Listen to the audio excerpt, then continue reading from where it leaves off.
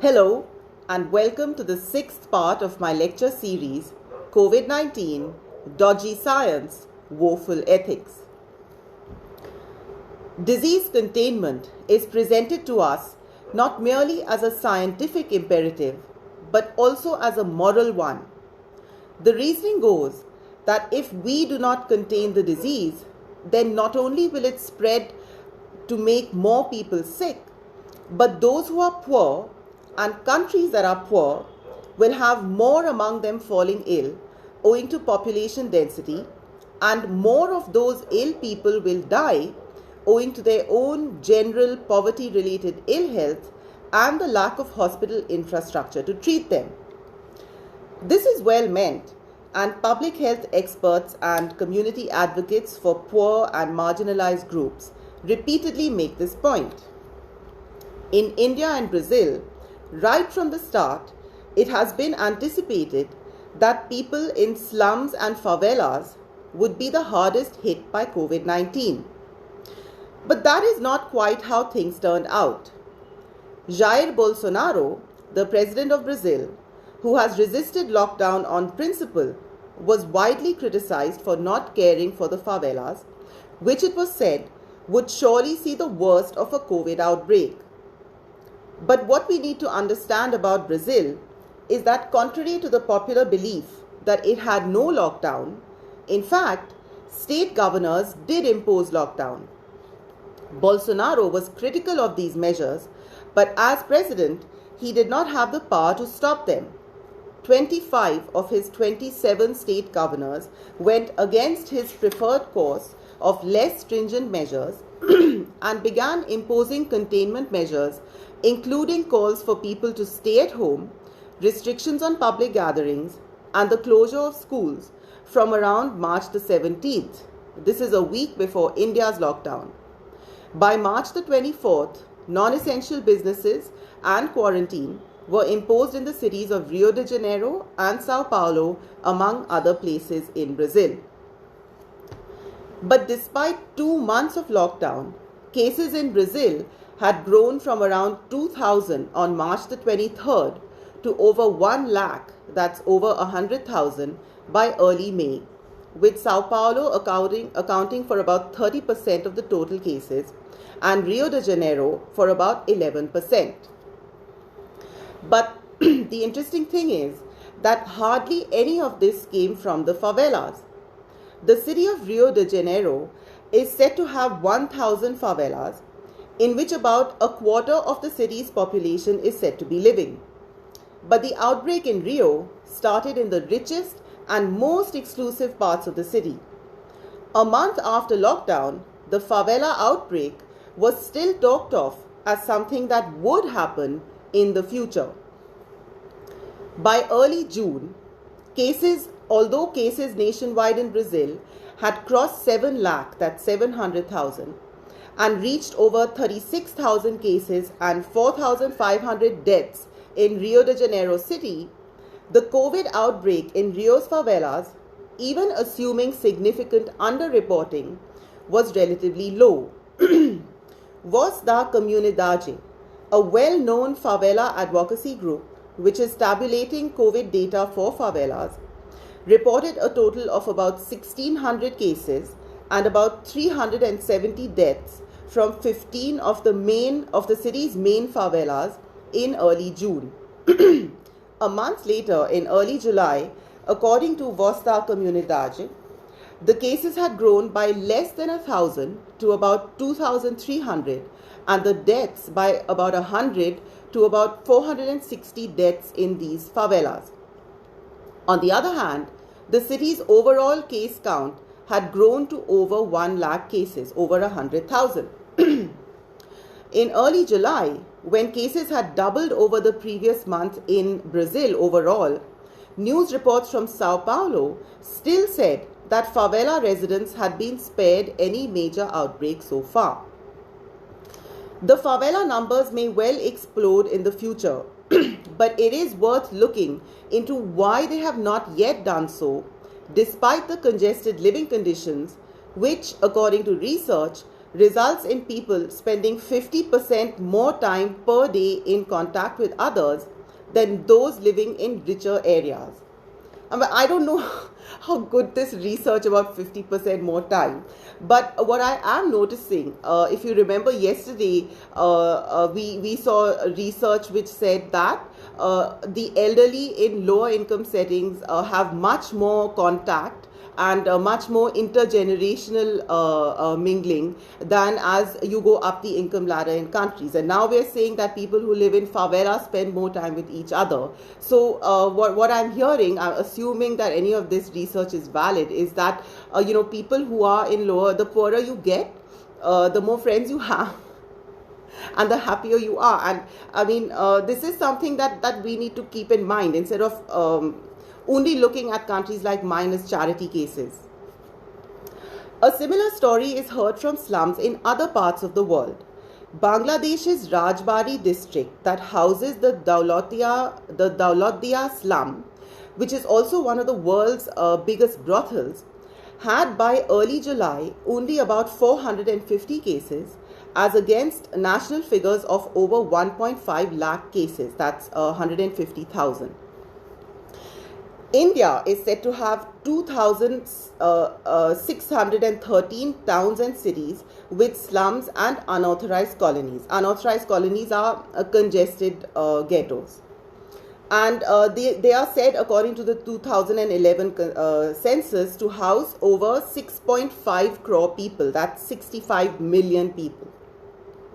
But while COVID-19 cases began appearing steadily in India from the second half of March, and had been appearing sporadically since January, it was, till early June, still not a predominantly slum disease. By the end of May, Mumbai, which has been a major hotspot in India's COVID outbreak, had over 39,000 cases, but less than 2,000 of these cases were in Dharavi, which is said to be Asia's largest slum and to have anywhere between 8.75 lakh to 10 lakh residents. That's 875,000 to a million residents in an area of 2.5 square kilometers. And these Dharavi case numbers were based on the screening of nearly half its residents by the third week of May. In April and May, the Indian newspapers tended to talk up the extent of the outbreak in Dharavi. But in fact, as in Rio and Sao Paulo, COVID-19 first came to the richer parts of Mumbai. In late March, it was the well-off G South ward of Mumbai that had the most cases. A resident of Malabar Hills, Mumbai's most exclusive locality, who caught COVID-19 in London, was amongst the first cases in Maharashtra. Another early case came from Scotland to Pune, another city in Maharashtra. In the second week of March, cases in Maharashtra were traced to the US, Dubai, Russia, Japan, Singapore, the Philippines, France, and the Netherlands. And in Mumbai, most of the early cases were traced to the US. Cases began to appear in Dharavi only in April, when there were already 300 cases in Maharashtra, of which nearly 200 were in Mumbai and about 1,600 overall in India. At this time, it was reported that there were more COVID-19 cases in Mumbai's, quote, upscale areas of Malabar Hills, Pedder Road, Worli and Dadar. 6 weeks after lockdown, at the end of April, Mumbai had over 6,600 cases, of which Dharavi had 344. In early June, Dharavi, Dadar and Mahim, all of these are slums and low-income areas in the G North ward of Mumbai. They together had just under about 3,000 cases, but at the same time, Mumbai's upscale localities in which super rich neighborhoods, areas such as Malabar Hills, Worli, Versova, are found to have had between 1,000 to 2,000 cases. So you got 3,000 cases in Dharavi, Mahim and Dadar, and you have between 1,000 and 2,000 each in areas which have these neighborhoods. On the other hand, in Mumbai's M East ward, which has a population of 12 lakh, that's 1.2 million, and comprises lower income areas like Govandi, Shivaji Nagar, and Mankurd, there were in the late May, early June time around 1800 cases. So, what you're seeing is that the distribution of cases was fairly uniform across these areas, despite great disparities in their relative wealth and population density. Cases in Dharavi fell to nil in the first week of June and showed daily increases only in single digits from about mid-June onwards. Then there was a second wave of cases in Mumbai's posh high-rise buildings. It was reported that of the 379 new cases at the start of June, 320 were from high-rises. Now, coincidentally or not, this rise came weeks after India began to repatriate citizens from overseas who had been stranded abroad owing to the COVID crisis. By early July, over 28,000 people had been repatriated, of which a third each were from Mumbai and other parts of Maharashtra. Cases rose dramatically in Mumbai in the month of June, more than doubling to over 80,000 cases by early July. But only about 4,200 of these were in the slum and low-income areas of Dharavi, Dadar and Mahi. Of the over 4,600 deaths from COVID in Mumbai by early July, only 82 were from Dharavi. Incidentally, this number in Dharavi is nearly a third of the COVID deaths and about a quarter of the cases in Norway. Even though Norway has about the same to half the population of Dharavi, depending on how many migrant workers fled from Dharavi during the lockdown. By early July, cases began to rise in the northern wards of Mumbai and the lower middle to low income areas in its southern wards. The pattern that emerges is not so much of the disease being driven by poverty or congestion, but of its coming into the richer areas of the city via international travel, spreading from there to the lower income areas, and then coming back to the city's better off areas, often via domestic help and drivers. So even though in the end, the number of cases in slums and chawls might be higher than in better off areas of Mumbai, owing to the much larger number of people there, the relative rates and the size of spread is not in proportion to the relative disparity in population density or wealth. The argument made here by pro-lockdowners is that this is because of containment measures. But even with the tightest containment and lockdown, you still have levels of congestion in these slums and chawls that are several times higher than anything in the more upscale areas. Data on COVID-19 in Chennai, Delhi and Hyderabad is not yet being released on a neighborhood basis. So it's not possible at the moment to plot the picture of the disease in these cities based on locality and income profile. But there is some indication of a much more complex dynamic than the simple one of lesser wealth or infrastructure deciding the course of this disease. The district-wise data in Delhi, for instance, shows a fairly broad distribution of cases between richer and poorer areas. Even assuming that the poorer pockets of these cities will eventually outpace the richer ones by wider margins, there is something to be understood in the relatively slow and small spread in these areas for all these months, even after the relaxation of lockdown, despite the congestion and the poverty. We seem to be missing something about the true nature of COVID-19 transmission, even though we so confidently set out to fight it by controlling transmission. Could it be that there is more robust immunity to infectious disease among people whose work involves hard labor or who live in chronically unhygienic conditions? Favela activists are saying that residents in their 70s are recovering from COVID-like symptoms without medication or testing, and this is giving rise to a feeling that COVID might not be so serious a threat in the favelas. So, while it is laudable to be concerned that the poorer parts of Mumbai or any other place should not be left behind in receiving care for COVID-19, there has been a blind spot about the disproportionate effect of containment measures on the poor. People living in big homes with access to gardens, community parks, and wide lanes are nowhere near as confined under lockdown as a family of 5 in a one-room shanty. Essential supplies got disrupted, for example, in Chilla village in East Delhi. The water supply reduced to only once in 4 days. These are not problems in the well-serviced higher income localities of the city. The degree of surveillance and police presence to which slums in Delhi were subjected was much greater than for the rest of the city. Drones were deployed in Dharavi. I'm not aware of them having been used in Malabar Hills.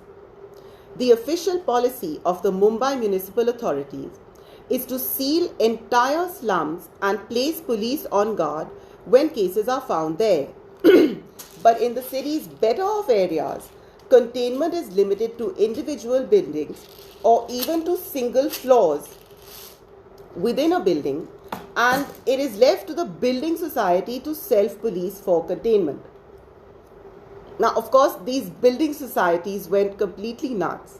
And, I actually feel that it's a shame that they are here in a democratic society. They really should go to North Korea so that they can express, the full potential of their despotism. There's so much talent there that is being wasted in a democratic society among these residents' welfare associations and housing societies. Right. In South Africa, which called out its army as well as its police to implement containment measures, videos of brutal police action in poor black neighborhoods surfaced on social media within days of lockdown. People pointed out how the police would beat up local lockdown violators in black neighborhoods while negotiating with people in white ones. UN human rights officials reported that the South African police used tear gas and water bombs to enforce social distancing, especially in poor neighborhoods, they said. An early victim of disease policing in South Africa was the poor and densely populated Johannesburg suburb of Hillbrow. The papers reported that police with shambuks, these are heavy whips made of hippopotamus or rhinoceros hide or plastic, would leap out of their cars to whip and chase civilians found out in the open. One report from South Africa's Mail and Guardian tellingly describes the feelings of the Hillbrow residents to these measures. Quote, residents in Hillbrow's crowded apartment buildings watched this police brutality unfold from their balconies and would jeer whenever the policemen got out of their vehicles. Good for them. Many residents we spoke to felt they were on the receiving end of an excessive and unfair response by the state to the threat of the COVID-19 pandemic. In Kenya, the familiar pattern was repeated of the poor being at the receiving end of mandatory containment measures, both from law enforcement and hunger. An Al Jazeera report from early April describes how informal workers like street hawkers and meat vendors disproportionately bore the brunt of COVID-19 curfew, forcing people, this is what it says, forcing people to be at home by 7 p.m. significantly reduces working hours for those selling goods from roadside stands and outdoor markets, further exacerbating the economic hardship brought on by the coronavirus. Street vendors and workers with long commutes, some of the poorest and most vulnerable groups in Nairobi, are the ones most at risk of being caught outside and punished by the police. A local meat vendor is reported to say, if you defend against coronavirus in this way, many people will die of hunger. On April 10th in India, when the posh neighborhoods of Mumbai had driven the city's case tally well into the hundreds, Dharavi was sealed off at just 14 cases. its fruit vendors and hawkers were banned, and overnight sellers lost their income and residents were left with nowhere to go to get provisions. With the shutting down of roadside food stalls, the many young single men who come as migrant labor to Mumbai to earn for their families in their villages lost their only place to eat. In Mumbai and Pune, when a shutdown of non-essential services was announced in March, their migrant worker population thronged the train stations in the tens of thousands, desperate to get home. Most of them were daily wagers, and the lockdown immediately cut them off from the means to eat and live. Construction laborers who would just camp out on building sites suddenly had nowhere to stay. Asahi Maranahe Tasahi, a migrant worker in the crowd, is reported to have said, "We will die this way or that way." Similar scenes were reported from New Delhi's Anand Vihar bus terminal a week after its lockdown, where massive crowds of workers gathered to try and catch a bus home to their villages in Uttar Pradesh and Bihar. They said they had no money or food left. "What corona? My children are hungry. They have walked from Gurugram with me. Do you think corona is what I fear?" was what people in the crowd said. Now, I looked up on Google Maps the distance of Gurugram from the Anand Vihar bus terminal. It's 40 kilometers, and Google Maps says that it takes over 8 hours by foot. So this is the kind of journey that people were being put through with their children. It is difficult to express in words the extremes to which migrant laborers were put by lockdown. With their meager possessions in gunny bags balanced on their heads, either barefoot or in thin chappals, holding their children by the hand, migrant workers streamed out of the cities in a passionate bid to somehow get to their villages, far away from the city that had suddenly lost its mind. This meant a walk of several days with nothing but tea and a little rice with salt to sustain them, starting with hundreds of kilometers in the city's highways over open roads that were already steaming in the early summer heat. Highways are not meant for walking. They have no pavements, no shelter, not a tree in sight for miles. There is nothing to give even a moment's relief from the blistering summer sun. Some of the walking laborers were mere boys of 14 and 15. Braving life in the city all by themselves, they had quickly grown older than their years. They had transformed from boys to men while shouldering the financial responsibility for their parents and siblings back home. But when they were interviewed by television reporters who asked why they were leaving, they suddenly became children again. One simply stood there and wept. He was just a boy now who wanted to get back to his mother. As the lockdown stretched on and on in India into May, and more migrant labor families were forced to leave the cities, we witnessed pregnant women among the thousands walking home, cradling their swollen bellies at 7 and 8 months pregnant. Lockdown had forced these women to take to the road on foot in temperatures now touching 40 degrees Celsius. There were reports of women giving birth on the side of the highway on saris and sheets spread out by their fellow travelers, and getting up hours after delivering their babies to continue the walk home. Usually these laborers would go home laden with presents and clothes for their families, but now they were putting all their savings into hitching a ride on trucks and oil tankers to get home. Some of these laborers had had to write home for the money to make the trip. A black market had opened where people were paying as much as the fare of a budget air ticket to get home, crammed into these trucks.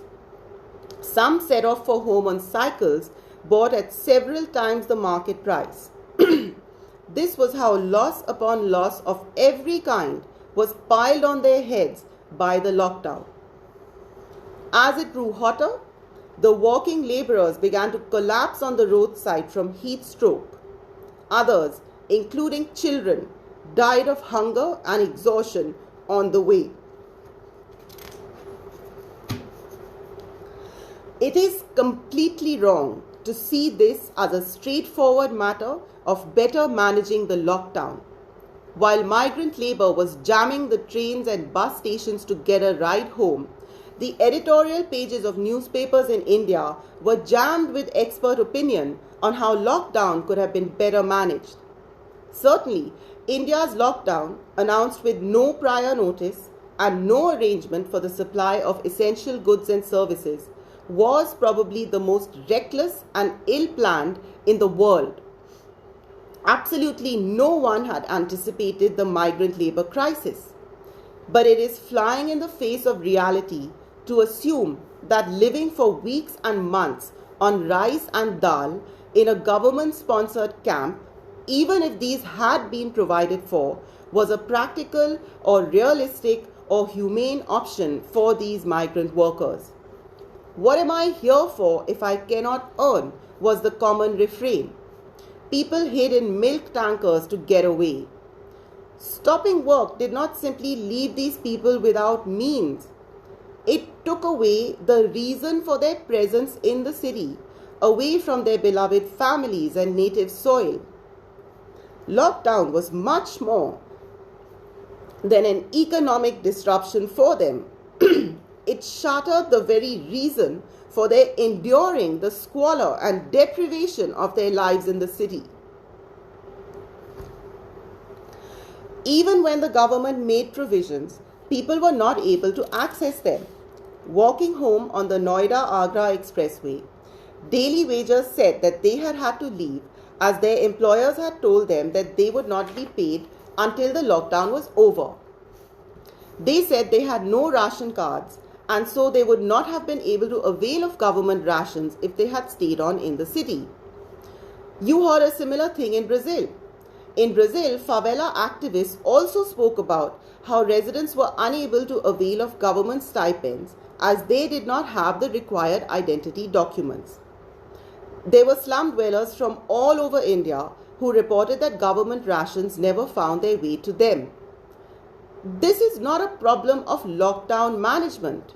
It is a problem of lockdown. Slums and favelas are made up of undocumented migrants living below the radar of the city authorities. No one really knows exactly how many of them there are. The lack of organization and paperwork is not an aberration to be fixed. It is integral to the presence and survival of these people in the city. So, measures are taken in the name of the poor without engaging with them or understanding their attitude to disease. People in slums and favelas tough it out every day in poor and unhealthy conditions. In India, every disease known to man festers in its slums. They come up next to garbage dumps, these slums, and over canals that are fetid with the waste of the entire city. The poor are not unscientific in their approach to the threat of disease. They have simply learned to live with it. And when we in India began opening up from lockdown in May, COVID-19 was not a fraction less lethal or contagious than it was before. We had just arrived psychologically to the place where the poor have always been.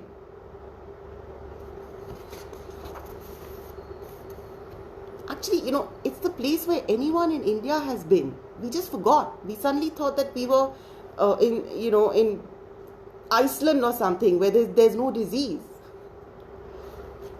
In mid-June, when the COVID cases exploded in India, in numbers that were higher by the lakhs, by mid-June, numbers that were higher by the lakhs from the few hundred when we had lockdown in March, we persisted in the project of unlock. Why was this? Because we had learned the lesson of the futility of lockdown. a lesson learnt on the back of the suffering of the poor. This disease is going to make its way through our population one way or the other. Had we remained unlocked with a cluster containment strategy as we now have, we would at least have avoided the damage of lockdown. What makes the containment approach even more questionable is that despite all the hardship it imposed, the cases relentlessly grew and grew. As the cases grew, so did the damage caused by lockdown. Favela activist Hene Silva said that the population of favelas actually expanded during lockdown with the addition of the new poor, what he calls the new poor, who lost their jobs or small businesses owing to the lockdown. In Bangladesh's Daulatiya slum, the government had provided rations, but 3 weeks after lockdown, it was the loss of income and inability to send money back home that was concerning the women there. The Bangladesh government had kept its garments factories open throughout the lockdown. But even so, 10 lakh workers, 1 million workers in this industry, comprising a quarter of the total, lost their jobs as big international clients reneged on their orders.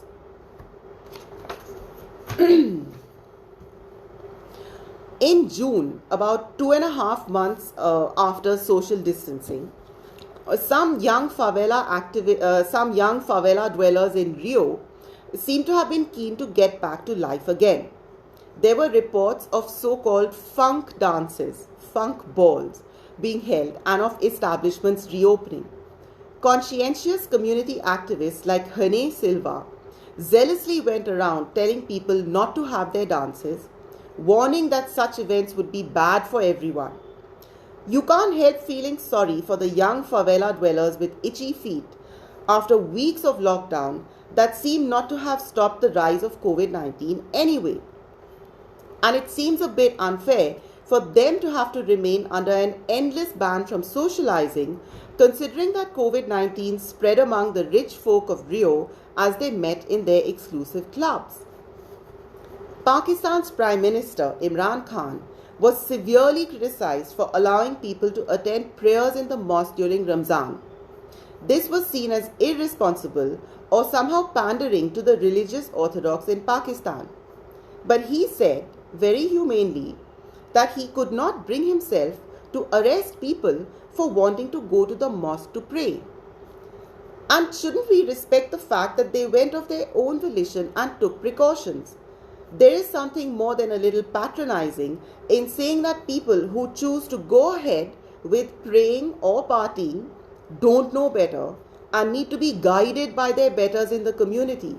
Maybe they were wiser and better than those who followed the hollow gospel of lockdown.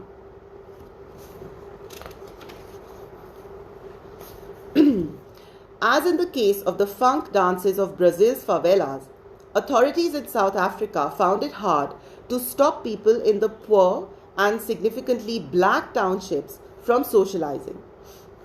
Apparently, there were many cases of what is called backyarding, where 2 or 3 men would get together for a beer in the backyards of their own homes.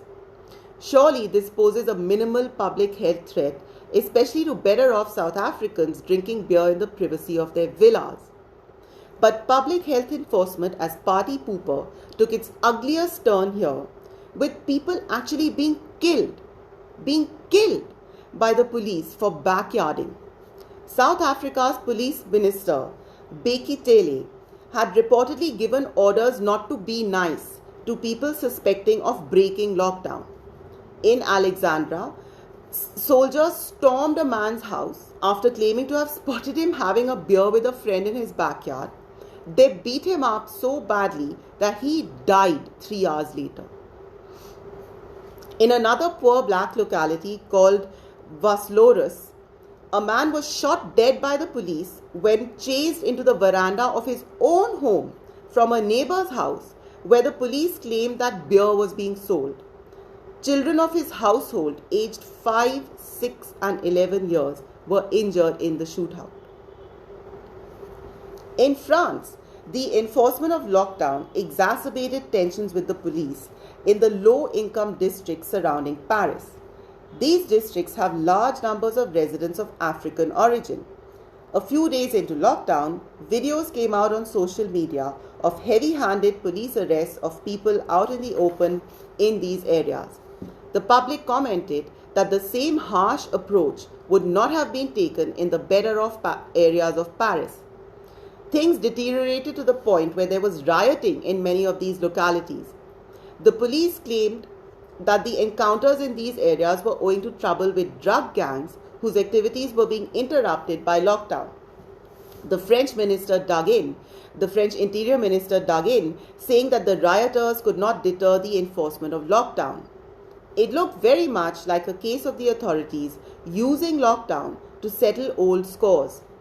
The situation got so bad that a petition was taken out by a number of human rights and Muslim community advocacy groups, including Human Rights Watch, condemning these events.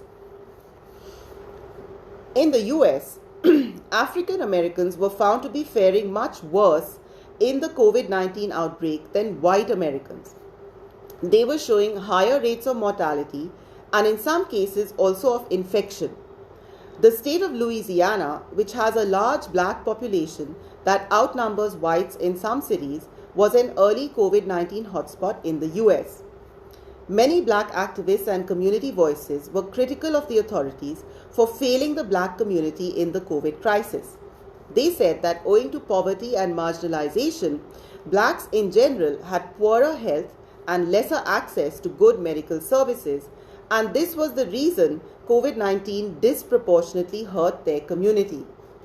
There are reports of black doctors and activists being concerned about this from the start and trying to persuade others in the community of the threat of COVID-19. But no one of any race was much concerned about COVID-19 at the time. Louisiana's COVID-19 outbreak began in New Orleans, weeks after their famous Mardi Gras festival. Many of their initial cases were traced back to this festival, which was held in late February. Activists said that more should have been done to spread awareness of COVID-19 in black communities and that government awareness campaigns should have included announcements that were specifically targeted at blacks. But officials said that they were concerned that this would lead to stigmatization. The initial approach of the authorities to not declare race-based data about COVID-19 was criticized for hiding the special vulnerability of the black community to this disease. These concerns were correct. As soon as race-based data was released, it was clear that blacks were disproportionately affected by COVID-19 in many places in the US.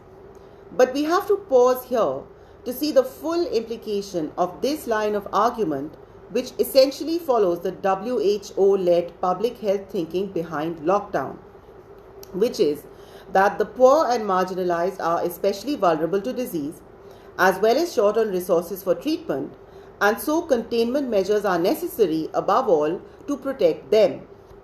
Imagine how it would have gone down if President Donald Trump, of all people, had suggested shutting down Mardi Gras in February because of some flu-like disease in far-off Wuhan. This is not to say that people would have been wrong not to have heeded him, but to point out that it is foolish and dangerous to ask for already antagonized communities to take such severe and unprecedented self-inhibiting action at the word of authorities whom they do not trust and who have let them down so often in the past. The explosion of the Black Lives Matter protests all across America in late May, after the death of George Floyd while being arrested, shows the depths of racial tension in the US. Versions of these tensions exist between different communities in all countries. The WHO and public health officials are demanding containment measures by assuming a trust and goodwill among the people and between the people and the authorities that does not exist, and which has been betrayed over and over by majorities vis-a-vis minorities in society, not to mention the ever-present and universal phenomena of government abuse and incompetence. All this has to be weighed in the balance before choosing to take a containment strategy against disease in the name of saving the poor. And I believe if these considerations are really given their due, then we would never have gone for this containment approach.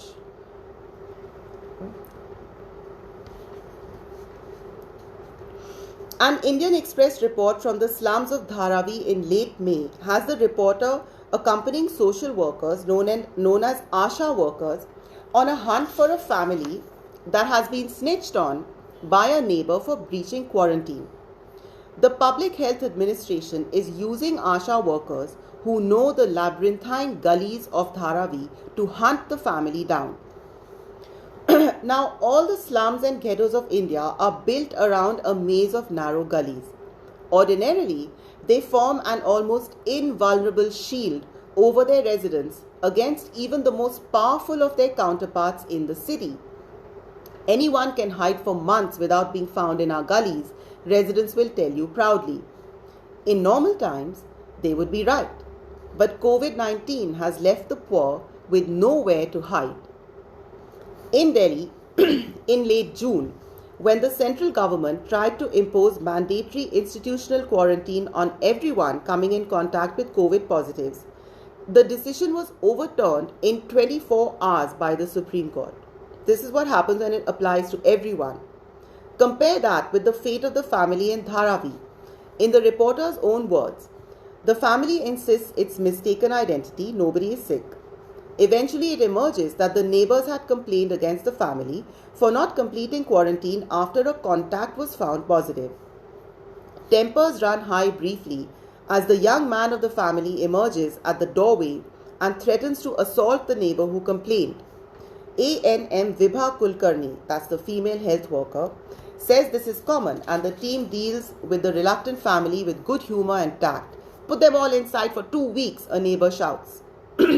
The hapless family is then frog-marched to some no doubt miserable hovel for a spell in the grandiosely named institutional quarantine. Better off people are able to quarantine at home. The numbers speak for themselves. By the end of April, around 1.7 lakh people had been quarantined in Mumbai. 10,000 of them were in institutional quarantine. And it was reported that of these, in the third week of May, 7,000 were from Dharavi. Officials were reported to say that more people from slums will be kept in institutional quarantine facilities. In Africa, as in India, quarantine and other mandatory measures fell harder on the poor. UN human rights officials noted that those who cannot pay bribes, poor people, are taken to mandatory quarantine centers. In South Africa, the homeless were rounded up and taken to quarantine shelters that were in such poor conditions that they would run away. There was also the fear of contagion from being concentrated in these shelters. Officials in Louisiana were right to believe that racially targeted awareness campaigns for COVID-19 would have been stigmatizing. Asking people to essentially look upon others as contamination risks and pandering to people's instincts of self-preservation gave free rein to their pettiest and most blatantly divisive tendencies, from rampaging through stores to hoard essential goods to vigilantes beating up people for spreading COVID. To be fair, even without a government-sponsored containment drive, these atavistic instincts, which we believed belonged to a past age when lepers were driven out of their villages, would have quickly risen to the surface when confronting a deadly infectious disease, like COVID-19. Messages circulated by residents' welfare associations and housing societies during this whole episode are a good testament to that. You don't really have to teach people to distance themselves from others over an infectious disease. The fear of death, combined with people's innate prejudices and selfishness, will do the work very well by itself. The intervention of a good civil society ought to have been to anticipate and moderate these reactions, but civil society advocates were at the forefront of demanding a complete lockdown in the name of protecting the poor and marginalized. In many countries that have right-wing majoritarian governments, such as India, Brazil, UK, and the US, it was liberals, left-wing activists, and opposition party mayors and governors who were the earliest, loudest, and most insistent voices for social distancing, the banning of public gatherings, stay-at-home orders, and other restrictive and intrusive state measures against COVID-19. Indian progressives saw no irony in advocating social distancing after having spent generations fighting caste-based personal pollution norms and touch taboos. No one in civil society in India raised a question about the stigmatization that is embedded in notions of keeping interpersonal distance. We were now one people facing one germ and with one united purpose to flatten the curve. And anyone who objected that this was actually flattening the people was unscientific, irresponsible, and callous about the poor. Because the intrusion and repression of disease containment measures were couched in the language of public policy and social work, which is sacred to liberals everywhere, they fell into a familiar pattern of going in the teeth of all liberal values to become the greatest friends and advocates of state power. They did not see the ways in which non-pharmaceutical interventions for disease control are directly and immediately stigmatizing, divisive, and generally toxic. They did not see that they were demanding what was in effect a total and indefinite suspension of the very civil liberties and constitutional freedoms on which liberal society is founded and on which the poor and marginalized depend to extract some pickings of justice and fairness from society. They rushed to show what good global citizens they were and how caring they were for the poor by espousing the creed of disease containment. Tomorrow we will continue our survey of the injustice and violence of disease containment. And I'd like to say that, I dedicate this part of my lecture to the spirit of my countrymen who just got up and walked when the attempt was made to lock them down in this bizarre and completely lunatic way. And and I did this work in the same spirit. I'm not an epidemiologist or a professional scientist, but I also decided to walk in my chappals on the open road and get into all these reports and all this science that we were being told that we had to follow. And all of us should do the same. Enough is really enough. Everything that I've described is what has happened in the last few months. But every day, and all of us are experiencing, we're getting calls from people. Life has been stopped in a way that no one could ever have even imagined. And it's going to be so long before people have the courage to start living life again, based on which people's livelihoods and other things can go on. It is so deep and so wide. I don't even know if we will recover in my generation. Okay, so this concludes part 6 of this lecture series. Thank you very much for your attention and your patience and your interest. I really appreciate that. And today's lecture will go up later tonight on my blog, covidlectures.blogspot.com, where the full paper and parts 1 to 5 of my earlier lectures have already been published, along with links to the YouTube videos and podcasts for this series.